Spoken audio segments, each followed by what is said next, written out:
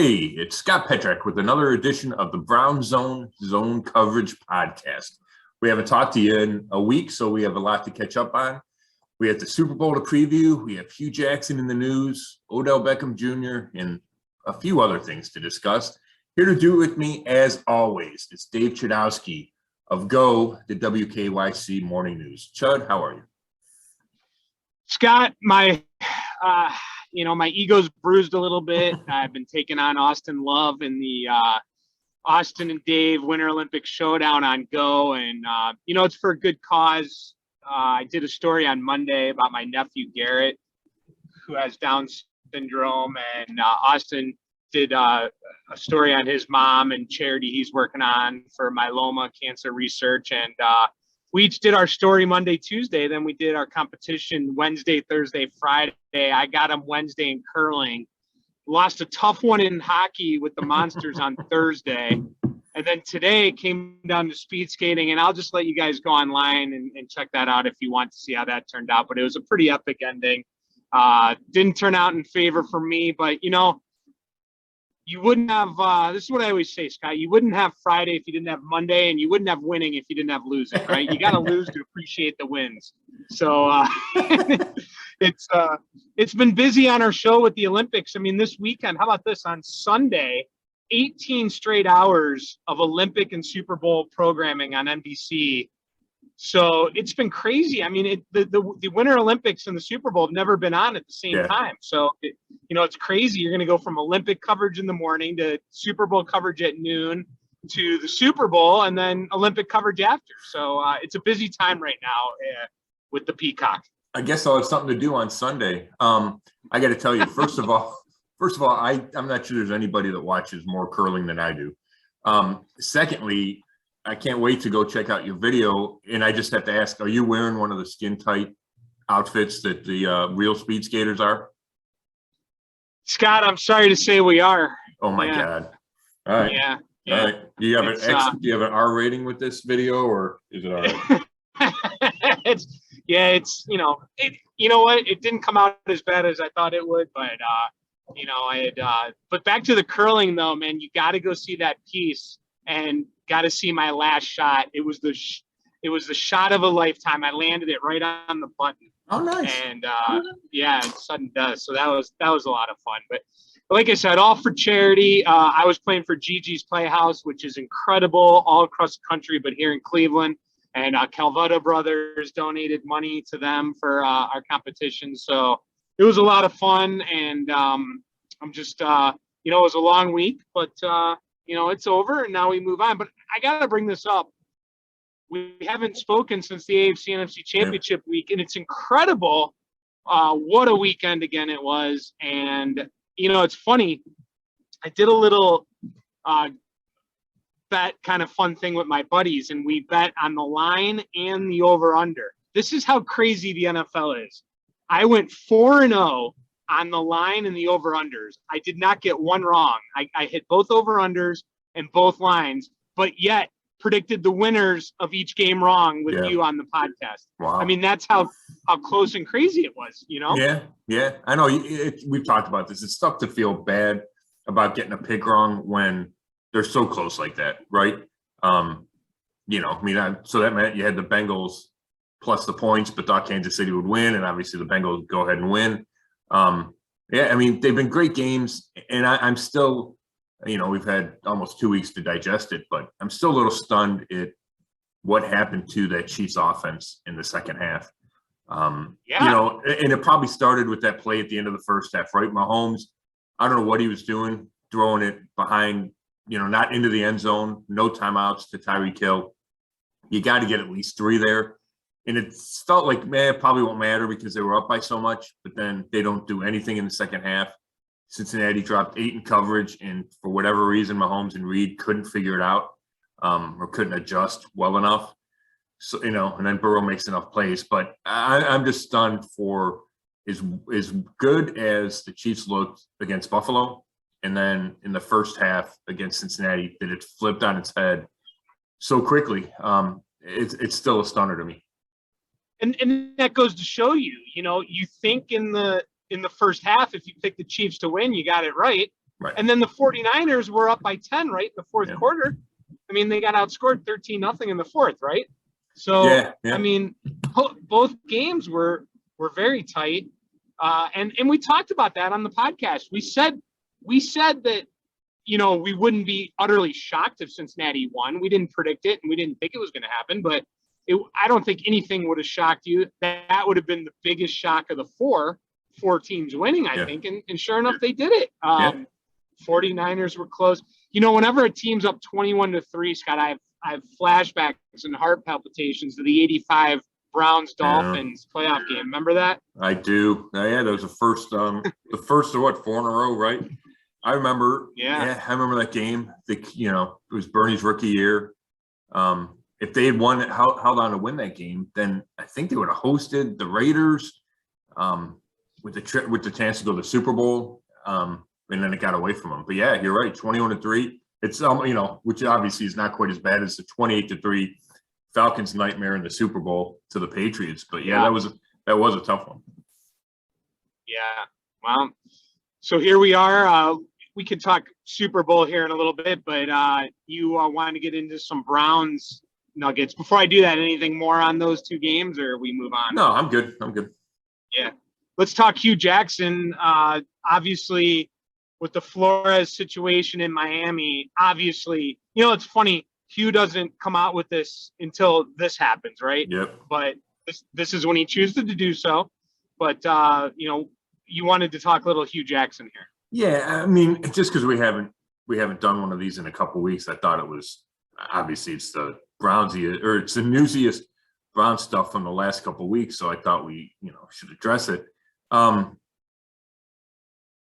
It's interesting, and my biggest takeaway, because there's so many layers to this, but my biggest takeaway is that it's not the same situation as Brian Flores, right? Brian Flores' situation that he's alleging in Miami is the owner offered to pay him $100,000 per loss in, I think it was 2019.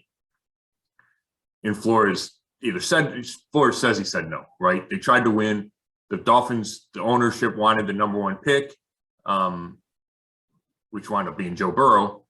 Flores tried to win games. They wound up winning 5 games, got the 5th pick, and took Tua. Probably should have taken Justin Herbert there, but wound up taking Tua. Flores said it created a bad environment. The ownership kind of treated him poorly after that. Then he puts a winning record up the next 2 years. He gets fired anyway. Hue Jackson, and it took him a while to get here, right? And Flores filed a lawsuit a week ago Tuesday. So what's that? February 1st, I want to say. So then that night, Hue Jackson's on Twitter. The head of his Hue Jackson Foundation is on Twitter and connecting themselves to the Flores situation and saying, that Jimmy, at least suggesting that he was paid to lose. Well, that's serious, right? I mean, the NFL is going to investigate the Dolphins situation. They also say they're going to investigate the Browns situation. Then Hugh goes on a slew of ESPN shows. He winds up going on CNN with Anderson Cooper and eventually says, yes, our situations are different, him and Brian Flores. And that's the key here, because we can have a long discussion about whether tanking is good, right? And whether teams and it's in any sport, we see it in baseball, we see it in football, we see it in the NBA, certainly, where teams, tear down the roster in an attempt to either save money and or get better draft picks. We can have a discussion about whether that's good or bad. But there's a difference between constructing your team so you don't have the best chance to win versus trying to lose on a given Sunday. And I think that's a huge difference. I really do. I'm not a fan of tanking. I think you should try to win. I think that's the point of sports. I think, while there are plenty of examples to say, yes, tanking works, right? We look at LeBron. You can look at other examples, but LeBron jumps to my head. I don't think you should be rewarded for that. I think, kind of from a karma perspective, it doesn't do you any good. I think you're better off always trying to win games, and people will fight with me on that, but that's how I feel. But if the system is set up like this, And maybe this will prompt a change. Maybe the NFL will go to a draft lottery like the NBA. So going 1-15 isn't necessarily better than going 2-14, right? Like, I think that's on the table. I don't know if that'll change or not, but I think it is on the table. But there's a huge difference between, hey, we're going to be really young and probably bad for a couple of years, but we're aiming to win in X year, versus, hey, we're going to go out on Sunday and I don't want you to play our best players. Late in the fourth quarter, I don't want you to kick a field goal to win the game, right? Like those kinds of things. That's, and Hue Jackson used the word, that's fraud, right? We talk about point shaving and throwing games. And those are the biggest issues in sports history. Joe Jackson, right? And Pete Rose, who I don't think was ever found to have thrown a game. He just bet on games. The point is that affects the whole integrity of sports. And I think there's a difference. I think the coach and the players are supposed to do everything they can to win on Sundays. And if the owner of the Dolphins was saying that's not the case to Brian Flores, he should not have an NFL team. But I don't think the Browns approach that. I think first of all, I think they're too smart to set it up like that at all. But I think they tore down the roster, knew they were going to be bad. And the money, the bonus money that Hue Jackson says he received, and he put a number on, he said it was $750,000 for the first 2 years. That was because they knew the team was going to be bad. It wasn't to, hey, go out and lose. It was, hey, we're going to be bad. This kind of softens the blow. And then ownership gave Hue Jackson an extension while he's going 1-31. So they knew that the team was going to be bad. Now, Hugh's big case is, hey, when I took the job, I didn't know we were going to have this, huge rebuild. And I don't know whether I should believe him on that or not, because it seemed pretty obvious. But I just think, I hope I'm making this good. I just think there's a huge distinction. And Hugh eventually said that, but there were a couple of days there where he put the Browns in a really bad light, and the Browns came out strong and said it was categorically false. And it's just interesting. And I think it leaves a bad taste. And it reminds me of Hugh's time here, which was not a good time. And I don't think he handled stuff well back then. And I certainly don't think he handled this well. Always interesting with the tanking aspect, because, I mean, do you think the players feel that way? I mean, do you think it's more just the semblance of the roster? I understand that players, it's hard to get motivated when the culture, the locker room, and such is what it is. But, sometimes you have players playing for contracts and pride. Right. And I mean, do you think players throw games? I don't. And I think that's the big difference. I think you have to go into that locker room and you have to tell these guys, we're doing everything we can to win this week. Because first of all, the risk that they put their bodies, the risk that physically they go through on a daily, weekly basis is too much to go out there and try to lose games, right? And I don't think guys would play for you. It just doesn't set up like that, especially in the NFL, which is what we're talking about. I think that's why the Flores allegations about the Dolphins is so critical and kind of so against everything that the league and sports stands for, because you're asking these guys to risk their bodies, right? We see guys get carried off on stretchers, right? You see concussions, you see the CTE that affects these guys years and years later, right? Decades later, and really messes up their lives. And you're going to say, hey, this game means nothing, right? It's just, you can't do that. So that's why the suggestion of it and the allegation of it is so strong. It needs to be investigated. So no, your coaches have to be trying to win every game. Your players have to be trying to win every game. Now, if your front office knowingly puts out an inferior roster, you can argue that that's unfair to the fans that are paying their money. But as long as the goal is to win every week, as opposed to, this big picture rebuild goal, I do think there's a significant difference there.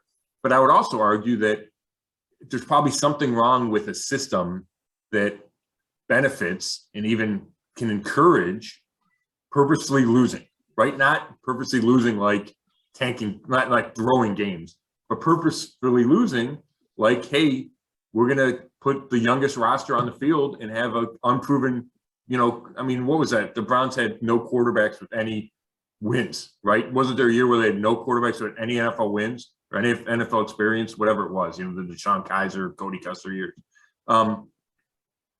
There's a difference to that versus, hey, we're just going to, go throw 4 interceptions so we make sure we lose this game. Like, there's a huge difference. But I still am not a fan of even encouraging losing for a year or two. And we see it in baseball. We saw, Houston did that and they tore down and they come back and win the World Series. You see it in the NBA all the time where teams try to get the top pick in the draft because one player means so much more in the NBA. It just doesn't sit right with me, right? And you have the slogans, right? Tank for whoever and lose for this guy and, suck for luck and all those kind of things. So it's been around for a while and it's never sat well with me. And I think this will put a big spotlight on it and maybe it will change. Maybe and I understand that one of the beauties of sports and especially the NFL is, hey, if you're bad and you get that number 1 pick, you feel like you can flip things around.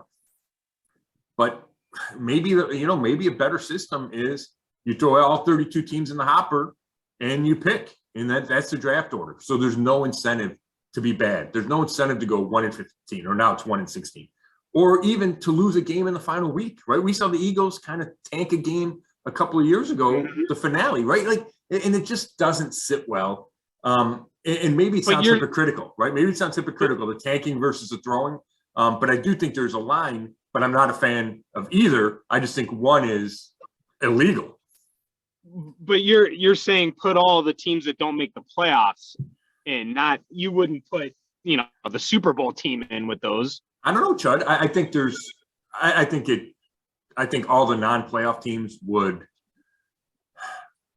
be easier to accept for a lot of people. But I'm not sure, why should the Super Bowl team be hurt, right? I mean, they did everything they should have done. Why are we rewarding mediocrity, or why are we rewarding losing? There's an argument to be made to you give the number 1 pick to the top team that doesn't make the playoffs, right? Which means they tried awfully hard to get there and just didn't do it. And I think that's an interesting theory. And it would take some adjustment, right? If you threw all 32 teams in the hopper, it would take an adjustment for the league, for fans, right? Because all of a sudden, the rebuilding project for your team's bad could take a lot longer. But I'm not sure. And I've thought about this, but I haven't done research or I haven't spent hours thinking about it. I'm not sure that that's not the better way to go if you really feel like tanking has become a big problem in your league. All right, let's move on to other Browns news. Anything you want to hit here? Yeah, just real quick. And I'm on vacation, so I haven't even written about some of these things, but I think they're worth mentioning. Ryan Grigson, who was a senior advisor to GM Andrew Berry, and Grigson is a former Colts GM, followed Kwesi Adolfo-Mensah to Minnesota, to the Vikings. He's going to be a senior personnel guy. And I thought Grigson could be a guy for the Browns that stepped into Kwesi's role. So, that's two top lieutenants for Andrew Berry that have left. So you have to keep an eye on how he replenishes that front office. I know those are 2 guys he really trusted. So that's something to keep an eye on. Chris Kiffin, the D-line coach, had left a month ago to go coach at University of Mississippi with his brother Lane Kiffin. And then he came back. He came back yesterday to the Browns. He's going to be the D-line coach again. Apparently. Yeah, what happened there? Any idea? Yeah, I do. Hang on one second. I'm trying to figure out. I'm trying to find that text that I got about it. Yeah, it's just weird, right? Apparently he loves Cleveland, decided he wanted to stay in the NFL as opposed to college. Browns are happy to have him back. So it's interesting, did he go down there and, man, this recruiting is too much. Did he realize there weren't any Myles Garretts, right, running around for the Rebels? Or did he just think, hey, you know what? You think, hey, I'm going to go work for my brother and it's not everything you thought, or, there's just, the college job is different than the NFL job. So it's interesting, but I think, obviously the Browns have not hired anybody to replace him. So there'll be less turnover on the coaching staff for sure. So I think that's a good move for the Browns. And then the last thing is, in this time of, the NFL is getting killed for a lack of diversity at positions, right? At key positions, head coach, general managers, inside the league office. The Browns were given a reward yet, or an award yesterday for their diversity. It came from it's the John B. Wooten Award by the Fritz Pollard Alliance. And, the Browns are out there to accept the award in LA. It was J.W. Johnson, part of the ownership.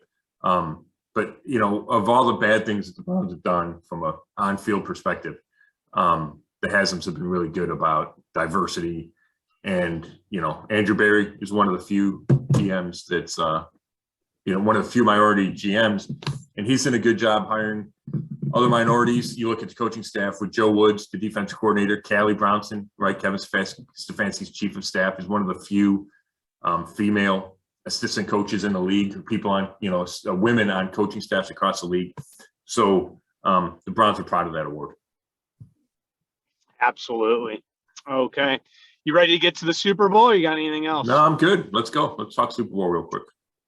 Well, my first question for you is, I had a conversation with someone the other day, and, what is the option out there? Are we, Scott, what has happened? Are we supposed to be rooting for the Bengals because they're from Ohio?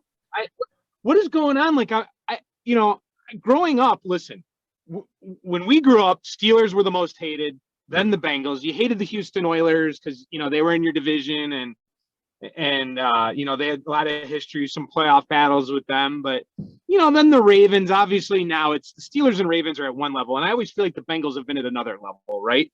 But they're still Ohio. They're still your rival in your division. You hate the Bengals, right? But I'm getting a sense, and is it the OBJ factor? Now, maybe my question is, if OBJ wasn't on the Rams, would this not, but what's going on here? Like, should Browns fans be rooting for the Bengals? Yeah, that's a great question. I can't get my head around it either, Chud. It's one of the three biggest rivals, right? Currently, I mean, they're your division rivals, in-state rival, Battle of Ohio, all of it, right? The history, Paul Brown. The Bengals have been to 2 Super Bowls. Now it's 3. The Browns have not been to a Super Bowl. Right. Yeah, so I don't get it. I think if you're more of a fringe fan, it makes sense. Hey, it's an Ohio team. I know my wife and daughter are sitting there. Oh, Cincinnati, they're Ohio.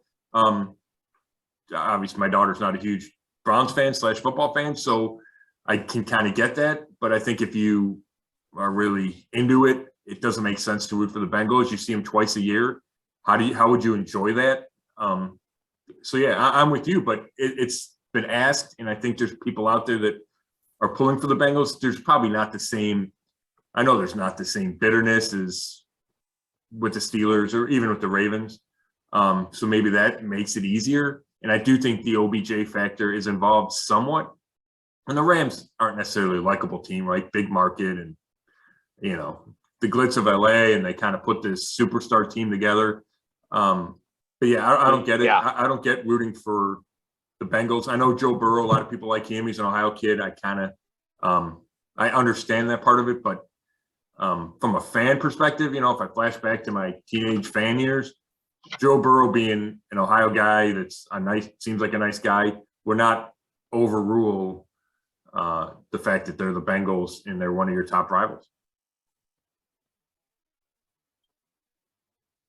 Yeah, I agree. I just, now if I put money on the Bengals and I'm, can win some money, or I have, something like that, that might be the case. But yeah, it's just, I think the OBJ factor is an interesting one, no doubt, because, you just, if you're a Browns fan, especially one that, and let's be honest, the Bengals and Browns have had some exciting games over the years, but I wouldn't say, the Bengals have never done too much to cost you, except for what was the was that 07 when they went down to Cincinnati and blew it. But I guess just for younger fans, maybe people that haven't been around as much, maybe they don't sense the Bengals. They, even though they have made the playoffs a few times, let's be honest, I mean, they never won a road playoff game, right? And they hadn't won a playoff game what he won or whatever it was. So maybe there's that aspect to it. Like, they just don't respect them as much. I don't know. I just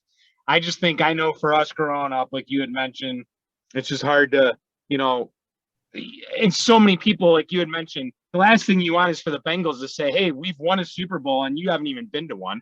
Right. So that was a good point brought up by you. So I don't know, but remember you have all these fans this year. Go ahead. No, I was just saying, remember Sam Weiss? You don't live in Cleveland, right? I mean, yeah, that's pretty harsh, right? Yeah. Oh, man, Boomer Esiason's, Chris Collinsworth, the Icky Shuffle. I mean, there's so many things from when we were younger that you hated the Bengals. So I don't know, but the OBJ thing, that's real. I mean, there's so many Browns fans that are just like, oh my gosh, this guy didn't work out for us, and now he goes to the Super Bowl. So that's the one card I will say that I totally could understand. Yeah, we'll get into the Super Bowl a little bit more, and then I got a tea time coming up, so we can't do this forever. But OBJ, and I keep thinking about it, Chuck, and you're paying attention. You turn on ESPN, you see Jarvis go on OBJ Zoom the other day, the Zoom interview. There's this, and it's a national media thing, I would say, but it's this story of redemption and resilience for Odell. They got himself out of this terrible situation in Cleveland, and now he's on the stage and he's helping he helped the Rams get to the Super Bowl, and he can do what he hasn't done in his career. And I just think it's a bad narrative. I think, and I'm working on a column. I don't know if I'll finish it. I'm kind of screwing around with it. I don't know if I like it enough, but the thrust of it is, I remember being in theology class at St. Ignatius, and them talking about the end doesn't justify the means, right? And that's a huge philosophical discussion that we cannot have on this podcast right now. But the point is, just because Odell is in a Super Bowl, he could win a Super Bowl, doesn't mean that he did the right thing by forcing himself out of Cleveland, right? And quitting on the Browns. Who's to say if Odell had stayed and worked things out with Baker and worked things out with Kevin Stefanski, that the Browns couldn't be in the Super Bowl, right? Like that's not some alternative universe. That it could have happened. And he decided he wasn't going to stay here. And by any means necessary, he forced his way out of town, including the dad video, sharing that video that we all know about. So I think it's just wrong to say how resilient he is. And like this redemption story, the guy quit on his team like 10 weeks ago, right? It was Halloween. He quit on his team. And now just because it worked out that the Rams could sign him, when he became a free agent after Browns, did the right thing by him and cut him, even though they forced his hand and it was after the trade deadline and all that. Like, it just doesn't sit well with me at all. And I think you're kind of glossing over what really happened. Now, that's not saying that the Browns didn't do a poor job getting him the ball. And I think we've talked about that a billion times. Baker should have thrown the ball to him more and been more effective throwing it to him. Stefanski should have designed better plays, especially in the red zone. But that doesn't give a guy the right halfway through a season when he's getting paid to just quit on his team. And that's what Odell did. And I'm just not a fan of how it's being portrayed and how he's being portrayed. And that's nothing personal against Odell. I kind of I did like talking to him. I think he's an interesting guy. I know he's likable and his teammates like him. His former teammates like him, right? They're pulling for him. The Browns players that Odell walked away from are pulling for him, which says something about his personality, but it doesn't mean he did the right thing. And it doesn't mean he should be glorified because he wound up with the Rams. Yeah, it's amazing, to see him make some of the catches he makes now. And you're just like, wait, he was dropping those balls in Cleveland. And, it is. I mean, Odell, what are the two things we've talked about most on this podcast? Odell Beckham Jr. and Baker Mayfield, right? Yeah, right. We've done a lot. All right, so you've upset a lot of people that are digging out of the snow and loving this cold weather as you get to go golf. So thanks for that. Sure. Appreciate it. So what do you think, Super Bowl? What's your thought? Yeah, I think it's a hard one to pick. I saw the line that it was 4.5 for a while, and then in the Chronicle it was 4 points this morning.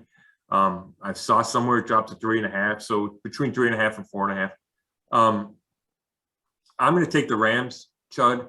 I think they win. I think they probably cover, although I could see Joe Burrow leading a late drive to try to either a backdoor cover or win the game. But I think the Rams are more talented overall. And, you look for matchups and mismatches. I think the Rams pass rush versus the Bengals pass protection, could be the key. Not that, Joe Burrow's won plenty of games, even though he's been sacked a billion times all year. We saw him do it in the playoff game against Tennessee, right? He sacked 9 times. Still finds a way to win. But it's hard to do. It's hard to do the Super Bowl. Aaron Donald, Von Miller, Floyd coming off the edge. I think that could be the difference in the game, especially late, right? If the Rams get a lead and the Bengals have to throw it and they can get to Joe Burrow in the fourth quarter, I think that could be how they cover, if it's a close game and then who knows, maybe there's a turnover or, like I said, Burrow needs a late score and the pass rush is just too strong. I like the fact that they have Jalen Ramsey in their secondary, the Rams, and that should help slow down somebody, whether it's Jamar Chase or T. Higgins, and take away one of Burrow's favorite options. So I'm not saying there's no way the Bengals could win. I think there is certainly a way that they could do it if they run the ball really well. Maybe if they screen the crap out of the Rams and slow down that pass rush. But, we saw it last year in the Super Bowl. The Chiefs could not block the Buccaneers, and Mahomes had no chance. And I could see it being a similar, probably not as bad because the Chiefs had a bunch of injuries on that O-line, but I think it could be a similar situation, especially late in the game. So I'll take the Rams in a celebratory Odell Beckham Jr. Oh my gosh. Do you have a score? Yeah, give me, I think we're going to have some points. Give me 27-20. 27-20. All right. I'm torn on this one because I just think this game sums up exactly what's happening right now in the NFL, where it's just so difficult to pick these games.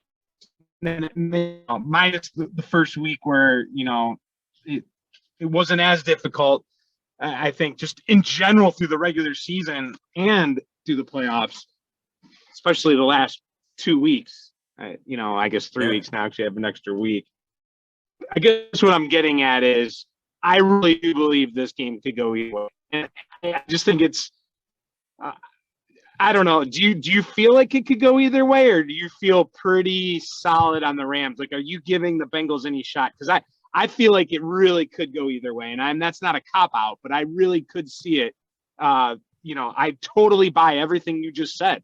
Like, I have zero argument for what you just said and could totally see a Rams victory. Yeah, I think I feel better about the Rams than you do. I thought the line would have been smaller. I know 4.5 is not huge, but I didn't think it would open that big. And, I don't think home field is going to matter, right? The Rams don't have a big crowd anyway, and it's mostly corporate. But maybe that's in the spread somehow. But I didn't think it was going to be 4.5. I thought it'd be closer. But I feel like I guess my point is I was always on the Rams. From the second the matchup was set, I thought it was going to be the Rams. When I've thought about it during the last couple of weeks, I said, okay, yeah, I can see a way the Bengals win without much, you don't have to go through a bunch of gymnastics to get to a Bengals win. But I just like the Rams roster better. I think Burrow and Stafford are really close. When you talk about how much a quarterback matters, I think they're really close. I think they can both throw a killer interception. I think they can also both make huge throws, and they both have weapons. So, I could see it going either way, but I feel pretty good about the Rams being the better overall team. All right, let's have some fun. I'm going to go Bengals, and I'm going to just say that the magical ride continues, and, you wouldn't have thought they could beat the Chiefs, and they did it. Not only did they do it, but they did it at Kansas City. They won 2 games before that. I just think that maybe the magic continues, and I'm not saying I'm rooting for it necessarily, but I'm going to go Burrow and Chase, that those 2 guys find a way to get it done, a little mix-in spread in there. And I do agree the offensive line, that's a major concern, but I just think somehow they find a way to get it done, and the Bengals defense maybe gets a turnover or 2, and somehow they pull this off. I'm going to go Bengals 26, Rams 23. Wow. All right. Well, it should be a good game either way. Cool. So we're on opposite sides for this one. Hey, Chud, I got to throw this number at you. My buddy and coworker, Sean Bennett, wanted to check how the Browns have done against teams that won the Super Bowl, right? So obviously the Browns swept the Bengals this year. So of all the Super Bowls, guess how many times the Browns have beaten the Super Bowl champion?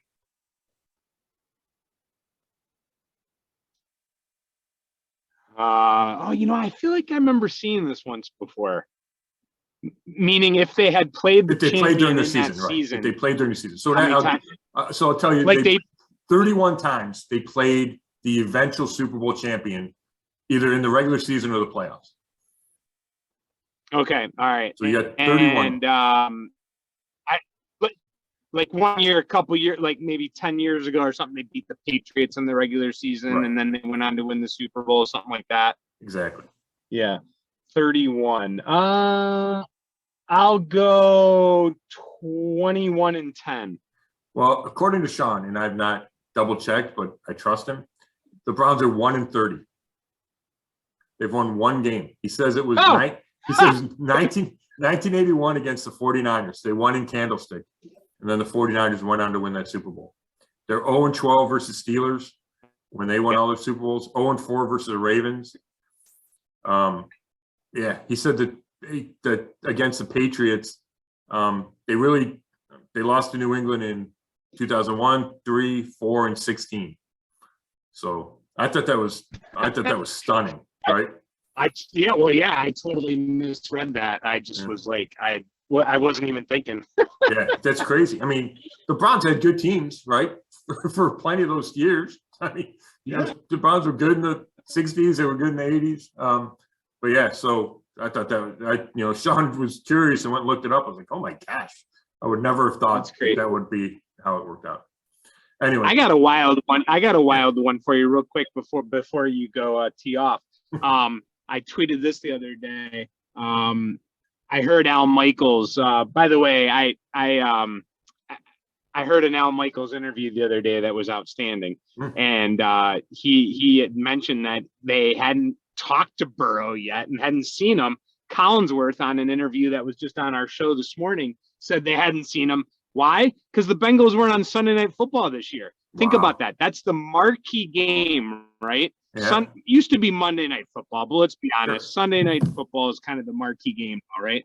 And the Bengals weren't on Sunday Night Football one time. I don't know the answer. When do you think the last time a Super Bowl team wasn't on Sunday Night Football? Like, just think about the Chiefs going to the Super Bowl last few years. They are always on Sunday. Usually the team, the Patriots, Tampa Bay, whatever it is, usually the team that's in both teams in the Super Bowl probably were on Sunday Night Football. That just shows you how remarkable this is. Well, for sure. I mean, you're probably flashing back to, I don't know, that Rams team that came out of nowhere to win a Super Bowl, or maybe the Patriots team, the first Patriots team that came out of nowhere, with Brady. But yeah, it's been a while, right? I don't think we've had such a turnaround, right? I mean, that's a perfect example. The Bengals won 4 games last year. 2 years ago, they were 2 and 14, 1 and 15, whatever it was. So yeah, that's just a great example of how far they've come so quickly, and even in 1 year, if they're not on Sunday Night Football. That's crazy. Yep. Well, Chud, thank you so I